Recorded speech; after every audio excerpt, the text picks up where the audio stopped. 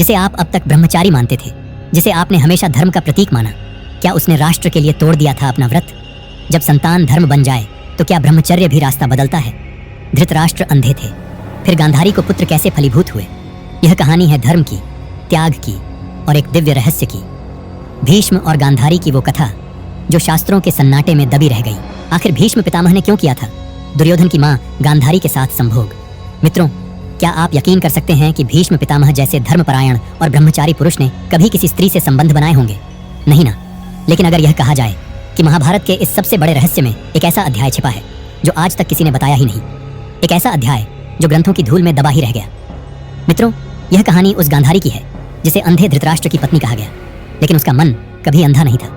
यह कहानी उस क्षत्रिय वीरांगना की है जब इस बात का पता चला कि उसका विवाह एक नेत्रहीन पुरुष से होगा तो उसने स्वयं अपनी आंखों पर पट्टी बांध ली ताकि वह उस पति का व्रत निभा सके जिसे उसने देखा तक नहीं था।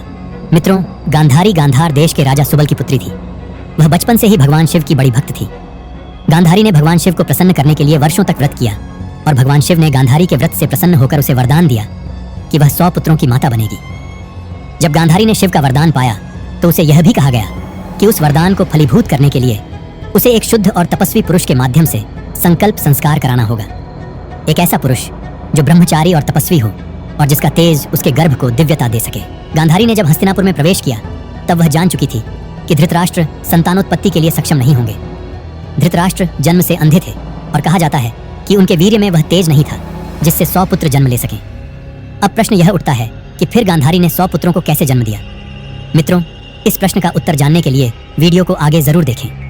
हस्तिनापुर का भविष्य अब वंश वृद्धि पर निर्भर था। एक ओर जहां धृतराष्ट्र नेत्रहीन थे, वहीं दूसरी ओर पांडु को श्राप मिला था कि वे कभी संतान उत्पन्न नहीं कर पाएंगे। ऐसे में हस्तिनापुर का भविष्य अब वंश वृद्धि पर निर्भर था। राज्य का वैभव, उसकी परंपरा, उसका धर्म, सब कुछ इस बात पर टिक गया था कि अगली पीढ़ी का उत्तराधिकारी कौन होगा। एक ओर राजा धृतराष्ट्र थे, जन्म से अंधे। एक ऐसा राजा जो देख नहीं सकता था पर जिसकी महत्वाकांक्षाएं जगत से भी आगे थीं। पर उनके भीतर वह जैविक तेज नहीं था जो 100 पुत्रों को जन्म दे सके।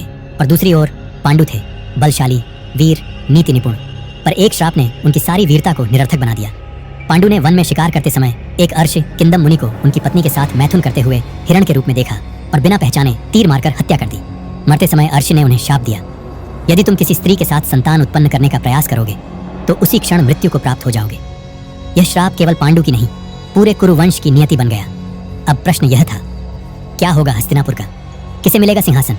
किसके रक्त में बहेगी अगली पीढ़ी की सत्ता? भीष्म पितामह, जिन्होंने स्वयं ब्रह्मचर्य व्रत लिया था, इस दुविधा को गहराई से महसूस कर रहे थे। पांडवों की मां कुंती और माद्री संतान की इच्छा लिए पांडु के साथ वनवास में थी और वहीं पांडु ने अपने श्राप के कारण स्वयं से भी दूरी बना ली थी। एक वीर जो शास्त्र और शस्त्र दोनों में पारंगत था, अब आत्मग्लानि में डूबा था। परंतु कुंती के पास था एक रहस्य, एक ऐसा वरदान जो भविष्य की डोर पकड़ सकता था। ऋषि दुर्वासा से प्राप्त वह मंत्र जिससे वह किसी भी देवता को बुलाकर संतान प्राप्त कर सकती थी बिना पति का स्पर्श पाए। और वहीं से शुरू होती है वह कथा जहां वंश का चक्र फिर से घूमता है। यही प्रश्न भीष्म को अंदर ही अंदर कचोट रहा था और यही वह समय था जब भीष्म के सम्मुख एक भयावह दुविधा उत्पन्न हुई। क्या वह अपने जीवन के उस व्रत को तोड़े जो उन्होंने पिता शांतनु के लिए लिया था, या हस्तिनापुर के भविष्य को अंधकार में डूबने दे? कई गुप्त शास्त्रों और लोक कथाओं में यह बात बार बार आती है कि उस समय भीष्म पितामह ने केवल राष्ट्र और वंश के हित में एक विशेष यज्ञ विधान के तहत एक तेज संस्कार संपन्न किया और उस संस्कार का माध्यम बनी स्वयं गांधारी। यह कोई शारीरिक संबंध नहीं था, यह एक संकल्प यज्ञ था जिसमें ब्रह्मचारी पुरुष अपने तेज को मंत्र बल से संकल्पित करता है और तपविनी स्त्री उसे ग्रहण करती है।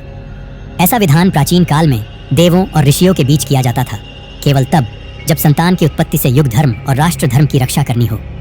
गांधारी ने शिव से जो वरदान पाया था उसे पूर्ण रूप से सिद्ध करने के लिए यह संस्कार आवश्यक था और भीष्म ही एकमात्र ऐसे पुरुष थे जो उस कार्य को पवित्रता और निस्वार्थ भाव से कर सकते थे। यही कारण था कि गांधारी के 100 पुत्र उत्पन्न हुए। धृतराष्ट्र की संतान कहे जाने के बावजूद उनमें ना तो कोई दृष्टिहीनता थी और ना ही मानसिक दुर्बलता।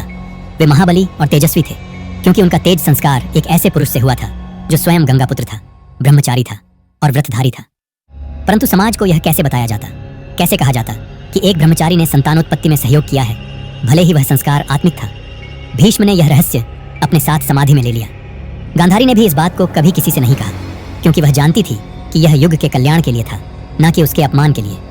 और यही कारण था कि जब गांधारी के 100 पुत्र जन्मे तो भीष्म ने उन्हें सदा एक दायित्व की तरह स्वीकारा, उन्हें युद्ध विद्या सिखाई नीति का ज्ञान दिया, जैसे कोई अपने ही पुत्रों को देता है। धर्म का रास्ता सीधा नहीं होता मित्रों। भीष्म ने जो किया वो ना पाप था ना अभिमान, वो त्याग था जो युगों तक मौन रहा। कभी कभी मौन भी इतिहास बदल देता है। अगर इस कथा ने आपको सोचने पर मजबूर किया हो तो वीडियो को लाइक करें, अपने मित्रों के साथ शेयर करें और ऐसे ही छुपे हुए सत्यों के लिए चैनल को सब्सक्राइब करना न भूलें।